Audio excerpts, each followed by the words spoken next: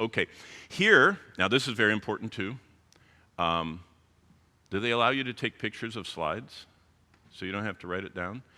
This, in multiple, or matching, in multiple choice, is very much part of your quizzes and tests.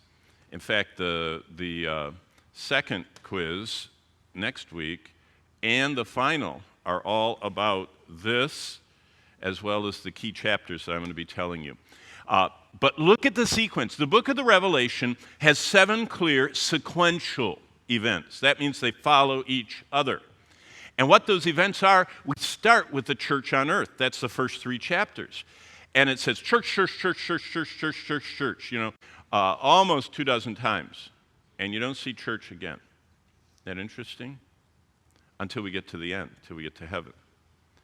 And what's fascinating is the whole picture is the church on earth, secondly, the church in heaven, that's chapters 4 and 5, and again we see the church in chapter 19, 1 to 10.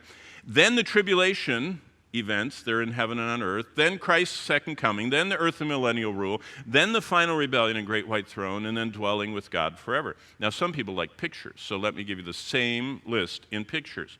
Here we are as the church on earth. The next event is what John 14, Luke 24, Acts 1, 1 Corinthians 15, 1 Thessalonians 4, and Revelation 3 talk about the harpazo. The Greek word is harpazo. Did you know the word rapture is never in the Bible? Did you know that?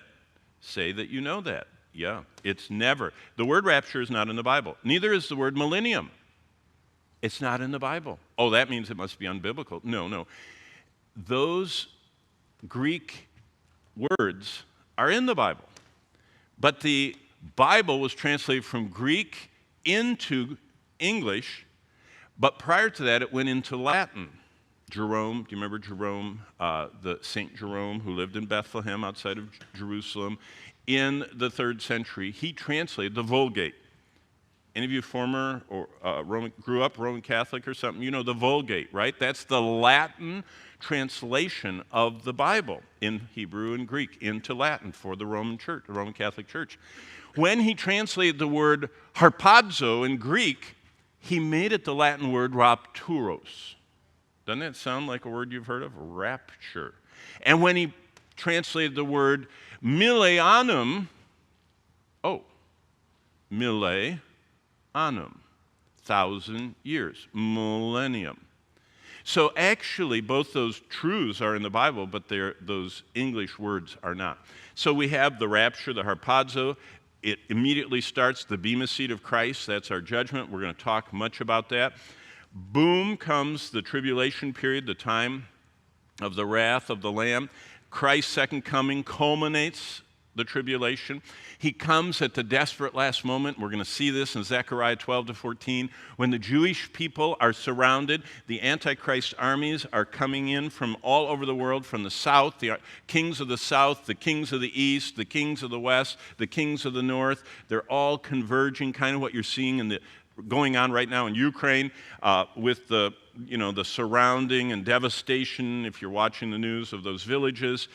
As Jerusalem is being surrounded and devastated, it says that about 2/3 of all the Jews are dying from this attack. And at the last moment, this small segment, the remnant, looks up and they say, "Help us."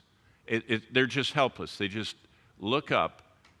And Zechariah says, at that instant, Jesus breaks through the clouds and starts descending.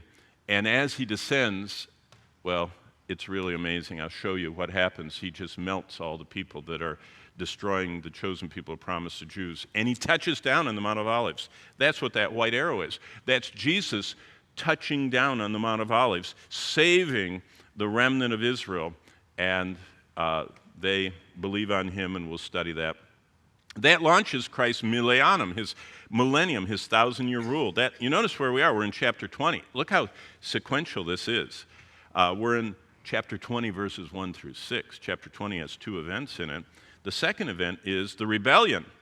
I mean, after Jesus rules for 1,000 years, the whole world turns against him, and we have the rebellion of all the world except for the saints, and then the end of everything, the great white throne, judgment, and then, of course, heaven, which is the last 2 chapters of Revelation. So for those of you that like visuals, there we go. That's the same chart I just showed you, only with movement and color.